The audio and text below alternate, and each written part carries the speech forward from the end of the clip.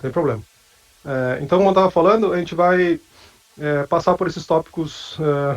Não vou cobrir todos os tópicos, senão teremos que ficar aqui talvez um mês, né, falando de vários tópicos de conversão de biomassa. Hoje em dia tem várias diferentes aplicações, diferentes processos, até mesmo os processos termoquímicos e biológicos, e até mesmo os processos de pré-tratamento de biomassa são inúmeros. Então eu vou trazer os processos ou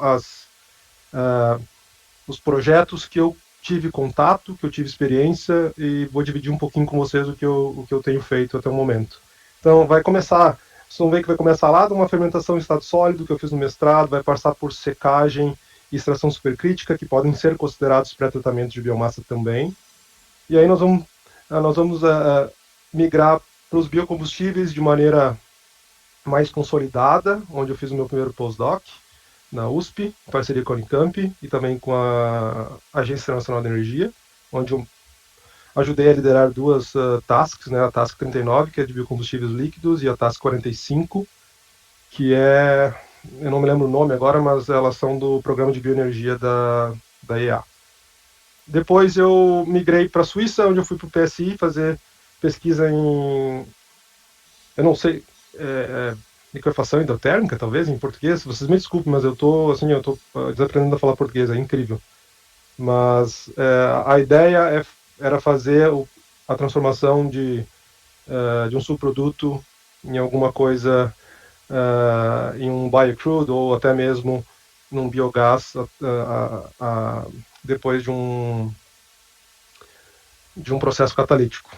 Mas eu vou explicar mais ou menos qual é o passo onde eu foquei a minha pesquisa e qual era a principal aplicação da minha experiência ou do meu trabalho nesse projeto. E por fim, o craqueamento de alcatrão sobre o biochar, que agora o que eu venho fazendo agora. Eu sou o líder de um dos work packages de um projeto europeu chamado Sinoprotein, e a gente vem desenvolvendo esse reator, fazendo design de reator, design do processo, desde o laboratório até a planta piloto. Somos nós que estamos envolvendo e estamos fazendo parte desse projeto. Nós vamos falar mais desse projeto, qual é o objetivo desse projeto, por que ele foi criado e qual é o principal impacto que ele vai fazer. No cenário aqui da Europa, no caso, mas eu acho que pode ser um cenário mais amplo também. Vou falar um pouco de colaborações e também as mensagens que eu queria deixar, ou a mensagem que eu queria deixar para vocês no modo geral. Lembrando sempre que é só não é 100% verdade, vocês podem discordar e tá tudo bem, a gente continua conversando, batendo papo e é assim que se faz ciência. Então, só a minha experiência profissional até agora, eu fiz minha graduação em Engenharia Química na Unipampa, em Bagé, com muito orgulho, foi a primeira turma. Na verdade, foi a segunda turma a formar, a primeira a entrar. Eu tive alguns 5 colegas um pouco apressados que adiantaram um pouco o curso em meio ano. Então, eles formaram com 4 anos e meio, eu acabei formando com 5 anos, que é o tempo, digamos assim, normal.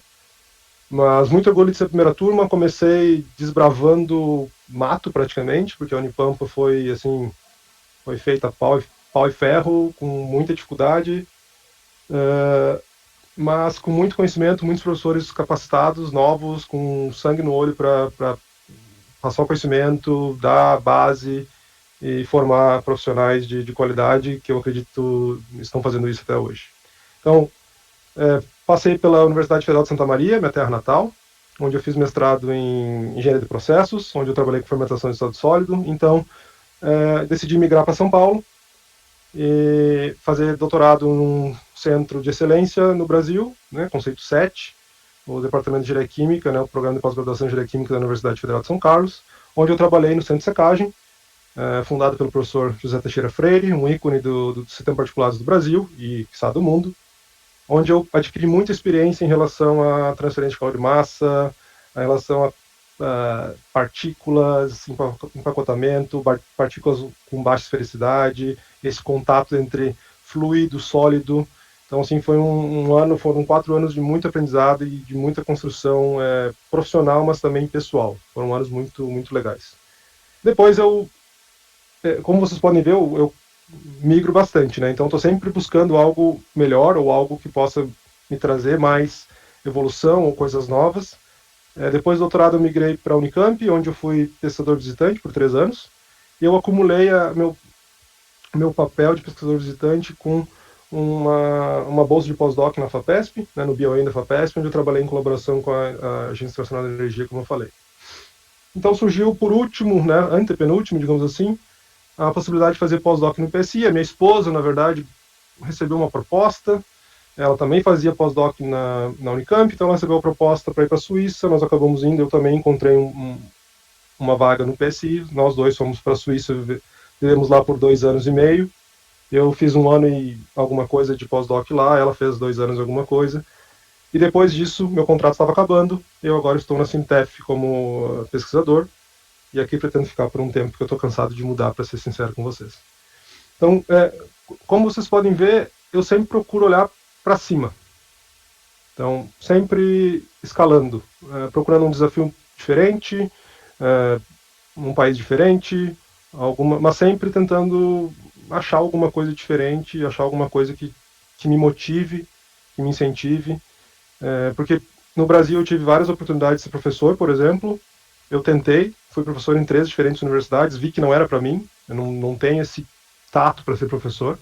Eu me via muito mais como pesquisador como professor, então decidi buscar a carreira fora do Brasil, porque no Brasil é difícil ser só pesquisador, só, né? Não é só, mas a gente sabe que tem que fazer na universidade de pesquisa, extensão, dar aula, então é um acúmulo de várias tarefas e não é uma coisa, digamos assim, fácil de se fazer. Então, esse é mais ou menos o meu perfil, o meu background, o que eu venho fazendo e a minha formação até o momento. A respeito da Sintef, a Sintef é um instituto de pesquisa independente. Ela foca basicamente na pesquisa aplicada, ou seja, a Sintef ela tem duas vias de atuação, digamos assim. É a pesquisa aplicada diretamente com a indústria, através de consultoria e contratos diretamente com a iniciativa privada. O que acreditem, existe muito aqui. A Sintef tem uma responsabilidade e um respeito muito grande da indústria aqui, então tem estreita colaboração com a indústria, muitos projetos acontecendo com a indústria. E também a outra via é os projetos mais, digamos, fundamentais, mas os projetos suportados pela União Europeia e também pelo Conselho de Pesquisa da Noruega. Então, esses projetos eles têm um foco um pouquinho mais voltado para a fundamentação, mas ainda a maior parte desses projetos é voltada para escala piloto. Então, tudo vira escala piloto ou visa escala piloto na pesquisa. A Sintef, esse ano ela fez 75 anos, então ela foi fundada em 1950, e ela tem mais ou menos 2.200 empregados, com 80 nacionalidades diferentes, e aí, em média, 3.300 clientes ao redor do mundo, obviamente. Boa parte deles, claro, norueguês, mas muitos clientes europeus, Petrobras, inclusive, tem muito contato aqui conosco também. Em Trondheim, eles vêm nos visitar bastante vezes no ano, inclusive, fazendo projetos, discussões. E aqui eu trouxe 2 fotos para ilustrar mais ou menos o que vocês podem ver na Sintef. Então, aqui na esquerda é uma planta piloto de captura de CO2 que nós temos aqui. Ela é à base de solvente, se não me engano.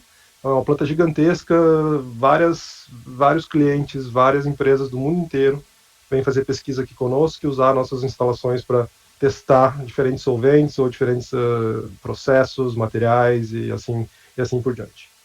E aqui na direita um exemplo de mais um laboratório um pouco mais, digamos assim, químico ou bioquímico, ou talvez mais cara de laboratório. Então a gente migra do laboratório para a escala piloto ou para uma escala industrial, fazendo, obviamente, pesquisa básica também, fazendo pesquisa de bancada, porque sem isso a gente não consegue evoluir. Por isso que é tão importante o trabalho feito na universidade, por exemplo, que dá essa base, essa sustentação para que as coisas acabem sendo concretizadas no futuro.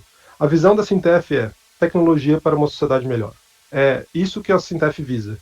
Aplicar tecnologia para que a gente sempre melhore, para que a gente tenha uma qualidade de vida melhor, que a gente tenha acesso à tecnologia, para que a gente tenha melhor uso de fontes de energia e assim por diante. Então, a Sintef é muito grande e ela é uma empresa ligada a vários setores, como vocês vão ver nos próximos slides. Assim, é uma coisa até assustadora de certo ponto, porque tem muitos grupos, tem muitos departamentos, e eles focam em vários setores diferentes, construindo assim uma pirâmide para dar sustentação para a evolução da tecnologia, não só na Noruega, mas também no mundo inteiro.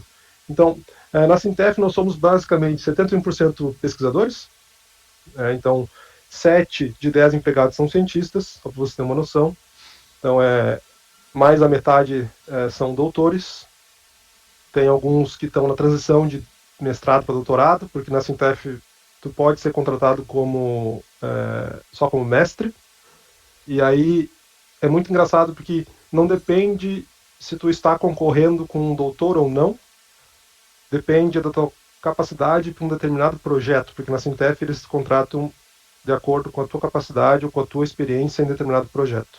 Eu tenho uma colega, por exemplo, de escritório, a Sênia, ela é russa, ela tem mestrado, e ela concorreu com, no mínimo, 5, 6 doutores para uma vaga, e ela foi contratada em vez dos 5, 6 doutores, mesmo só tendo mestrado.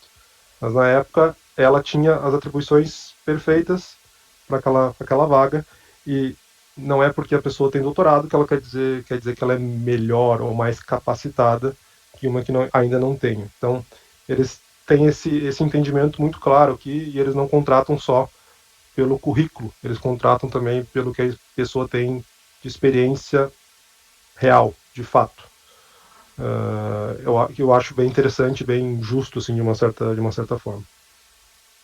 Então, como eu disse para vocês, a abordagem da Sintef, obviamente, hoje a economia circular está muito na moda, né? Esse nome está uma coisa, está bem assim em alta, digamos assim. Só que o entorno da economia circular a gente pode ver várias coisas, vários campos de aplicação, várias pesquisas, várias áreas novas sendo criadas, mas a ideia da Sintef, como vocês podem ver, é atacar várias dessas áreas. Então, tem departamentos de tudo que é tipo, de tudo que é aplicação, desde a parte de óleo e gás, do petróleo, obviamente, que o meu grupo é um grupo que trabalha muito com isso, até a parte de impactos ambientais do oceano, com deposição de minerais de mineração, por exemplo, ou com subprodutos da mineração, que está sendo bastante discutido por causa das baterias. Aí passa por hidrogênio, passa por energia solar e eólica, obviamente a parte militar é muito importante, a parte de saúde, enfim, mobilidade, energia, tudo. A Sintef ela praticamente engloba todos os setores da pesquisa, focado obviamente em tecnologia. A parte social não é tão forte na Sintef, embora ainda tem um departamento na Sintef chamado Sintef Community, onde eles fazem só esse tipo de pesquisa, mas o core mesmo da Sintef é baseado na tecnologia e mais nessa parte de digitalização, muita inteligência artificial, muita coisa vindo de inteligência artificial, e tudo voltado para melhoramento das tecnologias já existentes em diversos campos de aplicação. Dentro dessa Sintef gigante, né, dessa empresa com 2.200 funcionários, nós temos basicamente 5 departamentos, e dentro desses 5 departamentos, um departamento é chamado Sintef Industry. E dentro da Sintef Industry existe, na verdade, Sintef Industry é um instituto dentro da Sintef, e dentro da Sintef Industry tem um departamento chamado Process Technology. É o departamento onde eu faço parte hoje em dia, e dentro desse departamento existe um grupo chamado Flow Technology, que é o grupo que eu fui contratado aí, que eu venho atuando desde 2023. Então nós somos em torno de... Tivemos mais um colega que começou esse mês, que não está aqui na foto, mas Nós somos, eu acho que são uns 23 agora, mais ou menos. E aí o grupo ele trabalha basicamente aí em três áreas principais. Então, o grupo, quando ele foi criado especificamente para a CFD. Eles tinham muita demanda do setor de óleo e gás e muita demanda do setor de metalurgia aqui da Noruega, que é muito forte, para fazer estudos em altas temperaturas ou em condições extremas de pressão e temperatura. Por exemplo, o meu grupo ele tem muita experiência em CO2 subsea release, transporte de CO2 através de tubos, né, no oceano. Então, como liberar esse CO2, como é que acontece? Tem várias medidas de segurança, várias medidas de solvabilidade desses fluidos nesses tubos, também transporte desses gases através de longas tubulações. Então, elas fazem todas essas análises com o CFD. E agora, antes eles usavam a licença do ANSYS, né? Agora o grupo todo está migrando para um open source, né? Que é o OpenFOAM, que eles chamam. E eles estão fazendo toda essa parte agora utilizando o open source, porque uma que as coisas ficam mais disponíveis e outra também que as licenças estão assim um preço absurdo, altíssimo. Então esse era o principal a principal experiência ou o core do grupo onde eu faço parte foi esse no começo. Mas daí as coisas começaram a se modificar um pouco, o grupo foi começando a ter algumas demandas onde eles não tinham experiência para cobrir essas demandas, e aí que se criou uma segunda ramificação do grupo, que é a digitalização. Então o pessoal faz muito machine learning, está trabalhando muito com inteligência artificial agora, utilizando esses que eles chamam de LLM, Large Language Models. Então tem bastante projeto saindo com isso no momento. E também tem trabalhado bastante com esses digital twins, esses modelos mais pragmáticos para tratamento de dados e também análise de dados, obviamente, por machine learning e também usando Python e assim, várias aplicações diferentes, não focando só na parte de óleo e gás. Então, o grupo abriu um pouco, expandiu um pouco a sua atuação porque houve essa demanda, houve essa busca, ou esse questionamento a respeito desse tipo de atuação. E por fim, como vocês podem ver, eu acho que eu não me encaixo em nenhuma dessas duas, mas daí nós temos a última aplicação, que eu acho que faz mais, ela abraça mais, ou ela combina mais com o que a gente vai falar hoje, que é a parte de reatores, né, tecnologia de reatores. Então, o grupo ele tem uma ampla experiência em design de reatores, novos reatores, principalmente em leite fluidizado, então, tanto para captura de carbono, como agora também para conversão de biomassa. E a gente faz, como eu falei para vocês, desde o design do processo, utilizando reatores em escala de bancada, a gente faz a modelagem do reator, a gente mostra experimentalmente o conceito que nós estamos desenvolvendo, a intenção que nós estamos desenvolver o conceito, a gente prova isso, a gente modela, depois nós fazemos a integração da análise técnico-econômica e também da análise de ciclo de vida.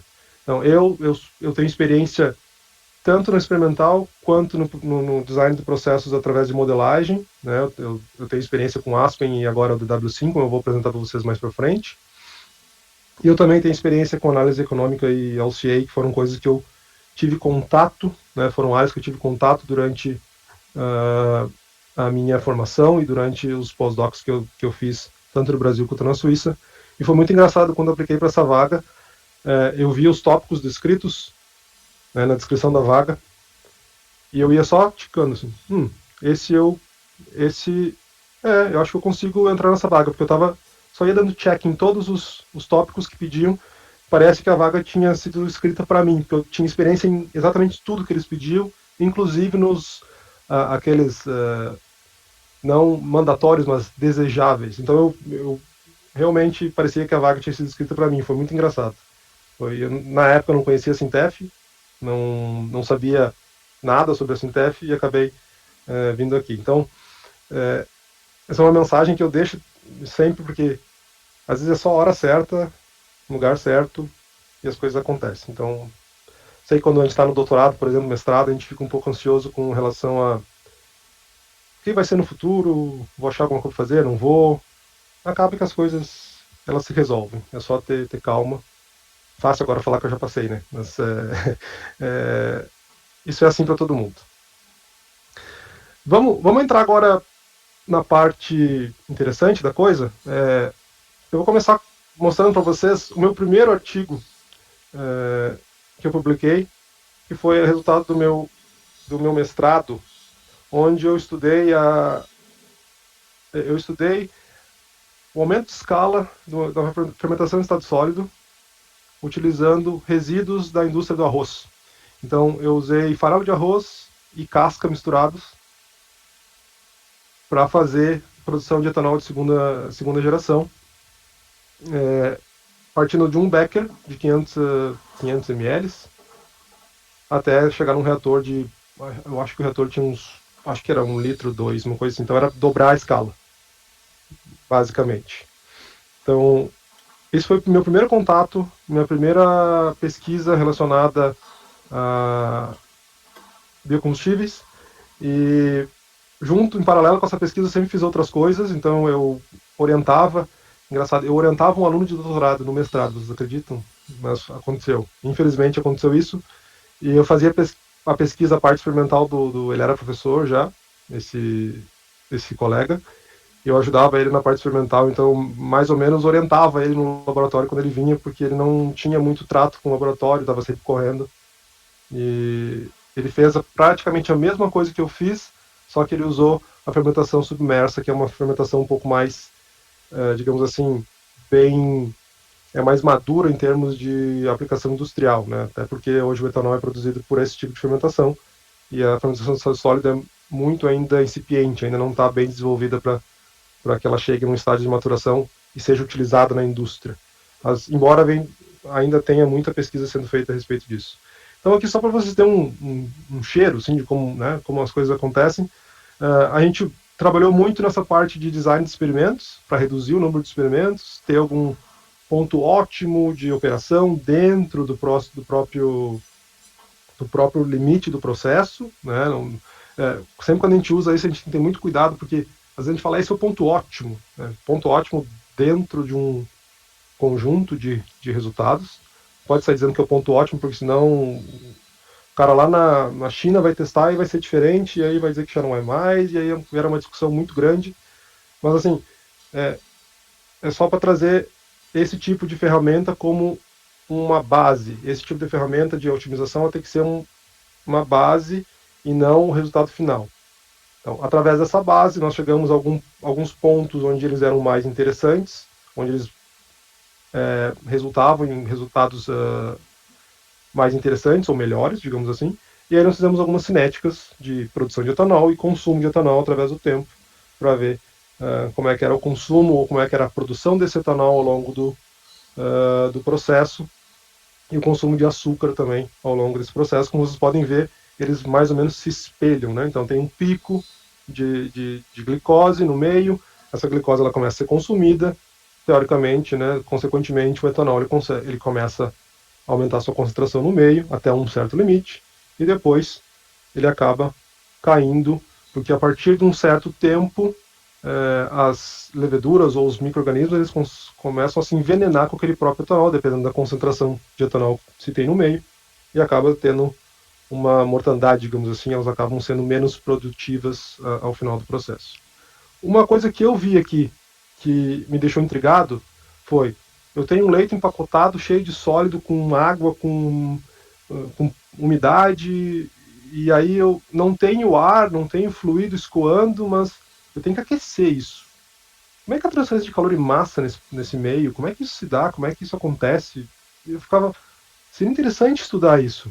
Então, daí eu decidi migrar para a UFSCar e fazer pesquisa em secagem. Mas secagem para quê? Eu falava com uma professora, a professora Maria do Carmo, Maria do Carmo Ferreira. Ela trabalhava na época com materiais de baixa esfericidade.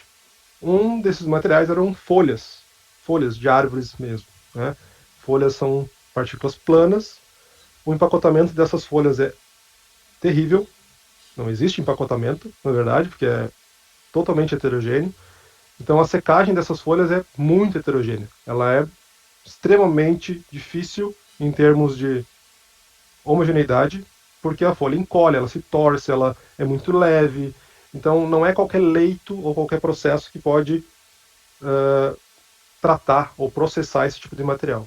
Mas eu sempre me perguntava, folha, beleza, secar, mas para quê? Para que eu vou secar? Folha é como se fosse um subproduto também, da maior parte de processos. Aí eu lembrei da indústria do chimarrão, do mate, de onde eu venho. Eles usam a folha. Beleza, esses usam, mas. E o pessoal das frutas, eles usam? Às vezes não, às vezes cai só e fica no solo, sem uso. Eu fiquei, qual folha eu vou usar? Eu usei a de pitangueira e a de oliveira. A de pitangueira por ser um produto ou uma espécie nacional, e a de oliveira por estar muito em alta na época, que tem vários compostos fenólicos, vários compostos com propriedades antioxidantes que eram de interesse. Mas eu falei, eu não vou fazer extração com solvente orgânico. O que eu vou fazer? O meu orientador de mestrado tinha uma unidade de extração supercrítica com CO2, e isso acabou se casando. Então eu estudei o efeito da secagem nos extratos obtidos através da extração supercrítica. Mas não foi só para ver o efeito da secagem. Eu queria ver o que acontecia com as folhas ao longo do processo de secagem. Então eu modelei isso. Tanto eu modelei a transferência de calor e massa. Aqui tem um exemplo até para vocês nesse primeiro gráfico. Então eu modelei através. Eu usei um secador de esteira, como vocês viram, esqueci de comentar. E eu modelei esse processo em termos de transferência simultânea de calor e massa, resolvendo então uma equação, né, duas equações diferenciais parciais. É um conjunto de equações diferenciais parciais. E eu modelei e também comecei a analisar o que acontecia no leito ao longo do processo e qual era o impacto disso no modelo, alguns desvios, algumas medidas meio divergentes do modelo. Enfim, foram muitas e muitas e muitas iterações até chegar em algo preditivo, digamos assim, que pudesse ser, de certa forma, confiável.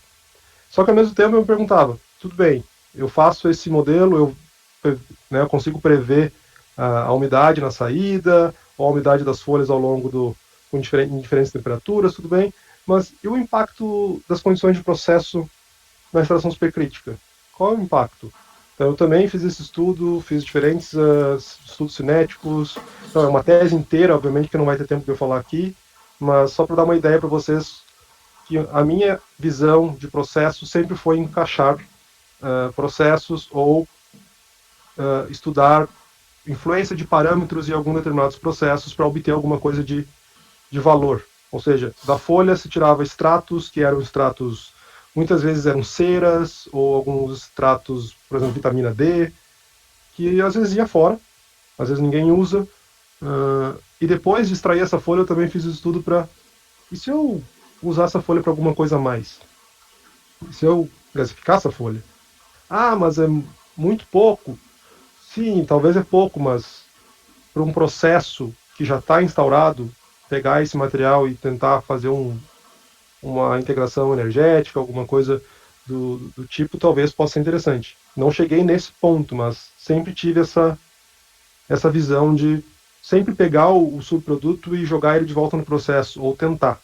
Obviamente que muitas das vezes a gente esbarrava no preço. Isso é factível ou não? Eu posso fazer ou não posso? Aí eu vou esbarrar, muitas vezes no custo do processo, quanto que vai gerar também de impacto. Talvez às vezes eu estou fazendo um processo e estou gerando mais impacto do que aquele processo já gera. Aí também não é inteligente, não é factível em termos de processo. Mas enfim, a ideia que eu gosto sempre de passar é, sempre se pergunte o que eu faço depois. Às vezes a resposta é, joga fora, não tem o que fazer. Mas às vezes não. Então, isso são coisas que vale a pena, eu acho que é interessante se questionar a respeito. Então, depois que eu acabei meu doutorado, eu fiquei num limbo, digamos assim, porque eu fiquei meio, nossa, o que eu vou fazer? Eu sempre gostei de biocombustíveis, e aí surgiu a ida para a Unicamp para trabalhar com a USP, com a Unicamp e com a Agência Internacional de Energia, onde eu foquei 100% em análise técnico-econômica, análise de ciclo de vida e também um pouco nos impactos do RenovaBio, né, dessa lei aí de biocombustíveis que foi lançada em 2017 no Brasil, para incentivar o uso de biocombustíveis. Então, eu participei de um projeto que era basicamente fazer análise de mercados emergentes para biocombustíveis, focando no etanol e no biodiesel. E primeiro nós mapeamos esses países ao redor do mundo e nós selecionamos por continentes, né, por áreas, né, por regiões. Então, primeiro nós pegamos a região das Américas, né, América do Sul e Central, e aí nós pontuamos alguns países e pegamos algumas rotas. Né? Então, Brasil, Argentina, Colômbia e Guatemala. Guatemala estava na época, com uma ideia muito forte. Eles produziam o etanol lá já, só que eles exportavam todo o etanol e compravam gasolina e diesel diretamente dos Estados Unidos. Então, eles eram produtores, mas não estavam se beneficiando desse uso. Só estavam fazendo mercado e tudo mais. Então, a gente resolveu explorar esse tipo de mercado, esse tipo de acordo e relação que eles tinham com o uso ou não uso de biocombustíveis, e também dar um reforço, mostrar o quão importante é o uso desses biocombustíveis, num termo de uma maneira global, em termos de bioenergia, em termos de transição energética, porque uma coisa é certa, não ninguém vai chegar nas métricas que eles estão visando sem biocombustíveis. Eles vão ter que usar os biocombustíveis para galgar esse nível alto que eles estão focando, que eles estão mirando. Se eles não admitirem ou se eles não tentarem, provavelmente pode ser que eu esteja completamente errado. Espero que sim, se eles resolverem ir pelo lado contrário, mas eu acho que vai ser bem difícil atingir as métricas que eles estão focando sem utilizar biocombustíveis ou bioenergia do modo geral. Então, aqui basicamente eu fiz o quê? Eu fiz um profundo trabalho de revisão da literatura para fazer inventários de ciclo de vida, fiz entrevistas com experts dos países para ter mais uma ideia do que acontecia, né, e também pegar dados de lá. E aí eu trabalhei tanto na análise de ciclo de vida como na econômica e também análise de exergia. Então foram os três pilares desse estudo que gerou um paper, ou dois, agora não lembro, e alguns outros reports lá no site da IEA, que pode tá acessível para todo mundo ler e para todo mundo consultar se quiser. Minha penúltima atuação foi no PSI, como eu falei, onde eu trabalhei num projeto chamado BL2F, né, Black Liquor to Fuse. Então, a ideia era pegar o Black Liquor, que é um subproduto da indústria do papel, né, do processo craft, onde esse subproduto ele é composto basicamente de lignina e alguns sais, como sodium hydrosulfate, eu acho que é o nome, eu não sei o nome em português, vocês me desculpem, mas e também hidróxido de sódio, são os dois sais utilizados na parte de cozimento dos cavacos de madeira para fazer a liberação da celulose para a produção de papel. E o que acontecia? Geralmente eles pegam esse licor negro, eles queimam o licor negro para recuperar energia, porque o licor negro ele não tem um valor agregado muito alto. Então, eles só queimavam, geravam energia para o processo, e o processo era autossuficiente, digamos assim, ele tinha uma contribuição bastante importante energeticamente para o processo, só que eles começaram a ter muito problema de corrosão nos trocadores de calor e nas caldeiras, devido à alta alcalinidade desse produto. Então, ele tem pH 12, 13, mais ou menos, e aí eles começaram a se perguntar, a gente não consegue separar, ou a gente não consegue aproveitar essa lignina que está lá? Então, a minha principal atuação aqui foi nesse processo aqui integrado de liquefação endotérmica, onde a ideia era fazer a produção de óleo e a separação de sais ao mesmo tempo. Então, o processo era feito num reator em escala de laboratório, e esse processo era testado depois na escala piloto, tinha ao lado do laboratório, tinha uma escala piloto. Todas as estratégias que nós tínhamos no laboratório, nós migrávamos para obviamente, todas as estratégias que davam certo, que resultavam em bom rendimento, em bons resultados, nós íamos e testávamos na planta piloto logo após. Então, a ideia era, o reator tinha duas regiões. A primeira região, ele tinha uma região subcrítica, e a segunda região, uma região supercrítica. Ambos com água. Então, pressão de acima de 220 bar, temperatura acima de 374 ponto alguma coisa graus Celsius. Nós operávamos o topo a 450 e a parte de baixo a 350, mais ou menos, 300 graus. Então nós tínhamos um gradiente de temperatura, onde a parte de baixo era subcrítica, água líquida, digamos assim, né? E a parte de cima é uma supercrítica, a água, no seu estado supercrítico, que muda totalmente as propriedades, a densidade cai, o poder de solvatação da água cai, e aí a constante elétrica, obviamente, cai também. O que acontece quando isso, quando os sais eles entram em contato com essa região, eles acabam sendo precipitados, porque o poder de solvatação da água ele cai drasticamente. Então os sais eles acabavam se depondo, né? Eles tinham uma deposição na parte subcrítica, e dependendo do tipo de sal, essa água subcrítica ela era capaz de remover os sais, ou acontecia também o que nós chamávamos de aglomeração, nucleação de sais, e acabava entupindo a saída do reator. E era esse tipo de estratégia que nós fazíamos para evitar esse tipo de problema e ter uma operação contínua. Então nós adaptamos várias estratégias para chegar nesse ponto onde nós conseguimos ter uma operação contínua do reator sem o entupimento ou sem a deposição de sais no topo. Consequentemente, nós chegamos a ter uma operação estável, removendo sal e produzindo óleo ao mesmo tempo nesse processo. Então esse projeto me ensinou muito, me deu muita base para processos termoquímicos, e quando eu vim para cá, eu me deparei com um projeto chamado Cyanoprotein. Eu comecei nesse projeto só como era para eu fazer só a parte de modelagem. Aí eu tive um colega que renunciou, que saiu da Sintef, e eu assumi todo o projeto. E a principal ideia desse projeto é pegar resíduos da indústria madeireira, transformar isso em alimento para peixes. Parece meio doido, né? A primeira vez que eu ouvi, eu fiquei meio, será? Não sei.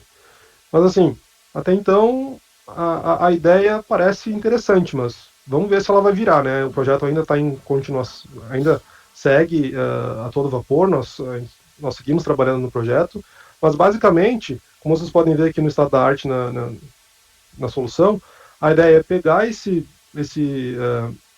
resíduo através do processo que nós estamos propondo, transformar esse resíduo em syngas, né, gás de síntese, e o gás de síntese vai ser fermentado e vai produzir o alimento para peixe, e aí o biochar, que vai ser um subproduto da pirólise, ele vai ser utilizado. Eles estão tentando, mas ainda tem muita política, muita burocracia atrás disso, tentar fazer alguma suplementação para a alimentação do gado, por exemplo. Então, onde que eu entro nesse projeto? Eu entro na primeira etapa, que é a conversão termoquímica. Então, eles convertem a madeira em gás de síntese e biochar, mas também tem a parte condensável, né, que é o alcatrão, e também a parte oleosa que sai da pirólise. Obviamente eles fazem uma pirólise numa condição tentando reduzir a produção ou a concentração de óleo, para ter uma maior eficiência e uma maior composição de syngas na saída, mas mesmo assim ainda tem alguma coisa, né? Então nós fomos contatados, somos parte desse projeto, que é um projeto basicamente nórdico, só tem a Alemanha aí como participante fora né, dos escandinavos aqui, como vocês podem ver. E a ideia é fazer um condicionamento desse syngas depois que ele sai da pirólise. Então a ideia é fazer o craqueamento do alcatrão para aumentar, para ter um syngas melhor, uma composição maior de compostos de hidrogênio e CO, no caso. Desculpa. E aí esse gás, depois é tratado, como se fosse um tratamento, ele acaba indo para os fermentadores, ele passa por uma reação water-gas shift biológica primeiro, para acertar as concentrações de CO2 e hidrogênio, e depois ele vai para uma fermentação, dois tipos de fermentação, hidrogênio, oxidativo a hidrogênio, HPO, eles têm uns nomes técnicos que essa parte não é uma coisa que eu domino, embora eu tenha feito fermentação, mas a fermentação gasosa eu não estou muito à parte, mas eles têm duas fermentações que vão produzir o que eles chamam da single cell protein, que vai fazer parte do ingrediente para alimentação de peixes.